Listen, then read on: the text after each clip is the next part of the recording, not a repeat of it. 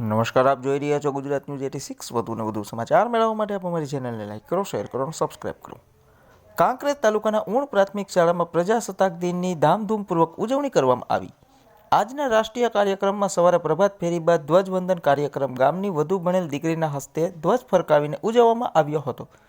ત્યારબાદ ભવ્ય સાંસ્કૃતિક પ્રોગ્રામની સાથે સાથે ભૂમિદાતા અને શાળા વિકાસમાં દાન આપનાર દાતાઓની તકતીનું અનાવરણ કરવામાં આવ્યું હતું અને આ તમામ મોંઘેરા દાતાઓનું શાળા પરિવાર અને એસએમસીના સભ્યો દ્વારા સન્માન કરવામાં આવ્યું। આ પ્રસંગે બહોળી સંખ્યામાં ગ્રામજનો ઉપસ્થિત રહ્યા હતા અને તમામ શિક્ષક મિત્રો અને એસએમસીનું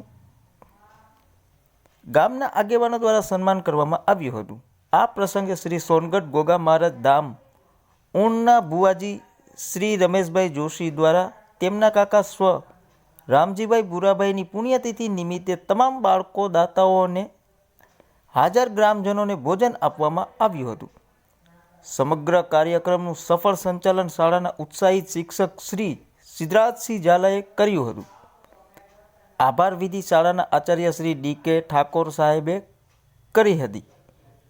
આજના કાર્યક્રમમાં ગામમાંથી તમામ સમાજના આગેવાનો ઉત્સાહથી જોડાયા હતા। સર્વ ગ્રામજનો નામી અનામી મોટી સંખ્યામાં હાજર રહ્યા હતા। ધન્યવાદ।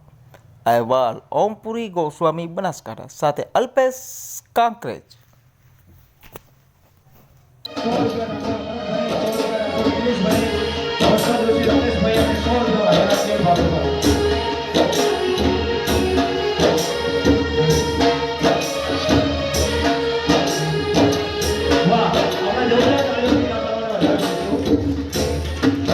અને અમારો એસએમસી એટલું બધું સુંદર કામ કરે છે। એમાં અમારા ઝાલા સાહેબ 365 દિવસ અડધી રાતે બોલાવો, વિટ્ટી ઝાલા સાહેબ અડધી રાતે બોલાવો તો પણ આવે છે। અમે તો ખાલી વાતો કરવાવાળા છીએ।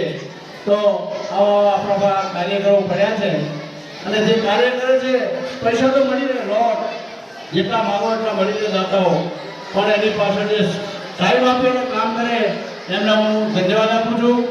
અને આવા કાર્યક્રમો આપણી પ્રાથમિક શાળા આનો પાયો કહેવાય।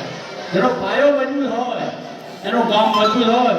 અને એક જ હું તો આ નિમિત્તે કહું છું કે બાળકો કોઈ પણ જાતનું વ્યસન ન કરે અને વ્યસન મુક્ત બને તો જ ભારત દેશનો વિકાસ અને ગામનો વિકાસ થશે। એવી નમ્ર વિનંતી। ભારત માતા કી જય। ખૂબ ખૂબ આભાર આપણા શ્રી નવીનભાઈ સાહેબનો. છેલ્લે જાતાઓમાં